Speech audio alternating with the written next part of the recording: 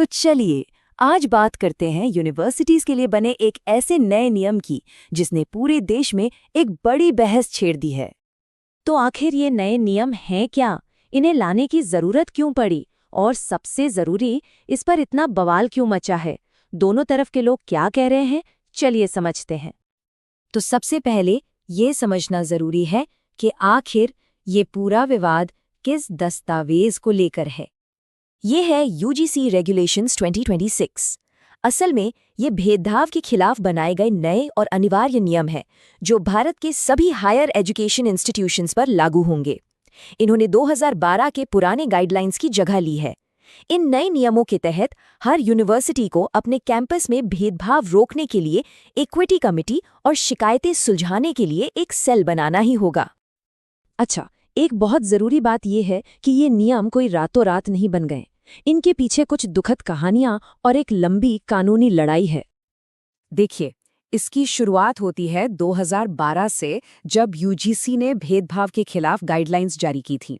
फिर 2019 में एक याचिका सुप्रीम कोर्ट पहुंची। यह याचिका रोहित वेमुला और डॉक्टर पायल तडवी की मां ने दायर की थी। इन दोनों स्टूडेंट्स ने जातिगत भेदभाव का आरोप लगाते हुए आत्महत्या कर ली थी। इसी केस में फरवरी 2025 में सुप्रीम कोर्ट ने यूजीसी को निर्देश दिया कि वो सिर्फ नाम के नहीं बल्कि मजबूत नियम बनाए। और फिर जनवरी 2026 में सुप्रीम कोर्ट में सुनवाई से ठीक 2 दिन पहले ये फाइनल नियम नोटिफाई कर दिए गए। तो आप देख सकते हैं कि कैसे कुछ दुखद घटनाओं ने सीधे सुप्रीम कोर्ट को दखल देने पर मजबूर किया और फिर ये नियम सामने आए। तो अब बात करते हैं उन लोगों की जो इन नियमों का समर्थन कर रहे हैं। उनका कहना है कि इसकी जरूरत बहुत पहले से थी, पर क्यों? समर्थक जो हैं वो कुछ बहुत ही चौंकाने वाले आंकड़ों का हवाला देते हैं। जैसे कि ये आंकड़ा देखिए, पिछले 5 सालों में एससी और एसटी समुदाय के 13,000 से भी ज्यादा स्टूडेंट्स ने हायर एजुकेशन बीच में ही छोड़ दिया। ये एक बहुत बड़ी संख्या है। और सिर्फ स्टूडेंट्स ही नहीं, ये चार्ट देखिए, ये एक और बड़ी समस्या को दिखाता है। सेंट्रल यूनिवर्सिटीज में एससी/एसटी कोटे की 83% प्रोफेसर पोस्ट्स खाली हैं और ओबीसी कोटे की 80% पोस्ट खाली पड़ी हैं। मतलब जिन पदों पर इन समुदायों के लोग होने चाहिए वो भरे ही नहीं जा रहे। और ये सिर्फ आंकड़ों की बात नहीं है। जो समर्थक हैं वो कहते हैं कि भेदभाव जमीनी हकीकत है और ये बाकायदा डॉक्यूमेंटेड है। जैसे 2007 में थोराट कमेटी ने पाया कि एम्स जैसे बड़े मेडिकल इंस्टीट्यूट्स में 84% एससी/एसटी स्टूडेंट्स ने भेदभाव की शिकायत की। उन्हें हॉस्टल में अक्सर अलग फ्लोर्स पर रखा जाता था। फिर 2012 में मुंगेरकर कमेटी ने तो ये साबित कर दिया कि एक दूसरे मेडिकल कॉलेज में आंसर शीट्स पर जाति के हिसाब से टैग लगाकर स्टूडेंट्स को जानबूझकर फेल किया जा रहा था। तो ये कोई हवाई बातें नहीं हैं। तो ये तो हुई समर्थन की बात। अब सिक्के का दूसरा पहलू देखते हैं।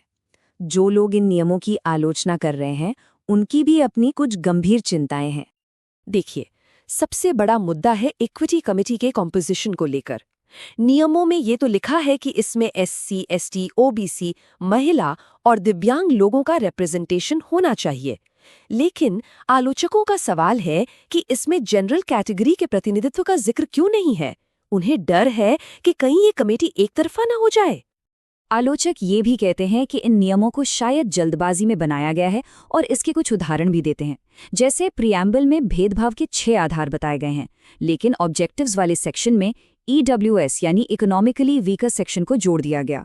फिर सेक्शन 4 में भाषा, नस्ल और पंथ जैसे और भी आधार जोड़ दिए गए बिना किसी एक्सप्लेनेशन के। और एक और बड़ी बात, ड्राफ्ट में झूठी शिकायतों पर सजा का प्रावधान था, लेकिन फाइनल रेगुलेशन से उसे हटा दिया गया। इस पूरी आलोचना को डॉक्टर विकास दिव्यकीर्ति के इस कोट से समझा जा सकता है। वो कहते हैं कि ये नियम वैसे तो बहुत अच्छे हैं और 2012 वाले नियमों से काफी बेहतर हैं, लेकिन ऐसा लगता है कि इन्हें जल्दबाजी में बनाया गया है। मतलब इरादा तो ठीक है, पर बनाने के तरीके में कुछ बड़ी खामियां रह गई हैं। तो देखिए, ये समझना बहुत जरूरी है कि ये बहस सिर्फ कुछ कानूनी नियमों तक सीमित नहीं है। ये हमारे समाज के बहुत गहरे और संवेदनशील मुद्दों से जुड़ी हुई है। इस बहस के दिल में 2 बातें हैं, जेनरेशनल ट्रॉमा और जेनरेशनल प्रिविलेज। एक तरफ है पीढ़ीगत आघात, मतलब वो दर्द और भेदभाव का अनुभव जो पीढ़ियों से चला आ रहा है। और दूसरी तरफ है पीढ़ीगत विशेषाधिकार, यानी वो सामाजिक, आर्थिक और शैक्षिक फायदे जो किसी खास समुदाय में पैदा होने से विरासत में मिल जाते हैं। इन दोनों को समझे बिना ये समझना मुश्किल है कि ये मुद्दा अलग अलग लोगों के लिए इतना इमोशनल क्यों है। इस पीढ़ीगत आघात का सबसे बड़ा उदाहरण खुद डॉक्टर B.R. अम्बेडकर हैं। उन्होंने अपनी किताब वेटिंग फॉर अ वीज़ा में लिखा था कि कैसे स्कूल में उन्हें अलग बिठाया जाता था और अगर पानी पिलाने वाला नहीं आया तो उन्हें पानी भी नहीं मिलता था। ये दिखाता है कि भेदभाव का दर्द हमारे समाज की जड़ों में कितना गहरा है। तो अब सवाल ये उठता है कि हम इस मोड़ पर कहाँ खड़े हैं और इस विवाद से आगे का रास्ता क्या है। मामला अभी खत्म नहीं हुआ है। ये नियम फिलहाल भारत के सुप्रीम कोर्ट के सामने है और अगली सुनवाई 19 मार्च 2026 को होनी है। तो इन नियमों का भविष्य क्या होगा, ये अब देश की सबसे बड़ी अदालत ही तय करेगी। और ये पूरी बहस हमें एक बहुत ही बुनियादी सवाल पर लाकर छोड़ देती है। एक समाज के तौर पर हम ऐतिहासिक गलतियों को सुधारने और आज के समय में हर व्यक्ति के साथ निष्पक्षता सुनिश्चित करने के बीच संतुलन कैसे बना सकते हैं। ये एक ऐसा सवाल है जो आज की भारतीय पहचान के लिए बहुत अहम है।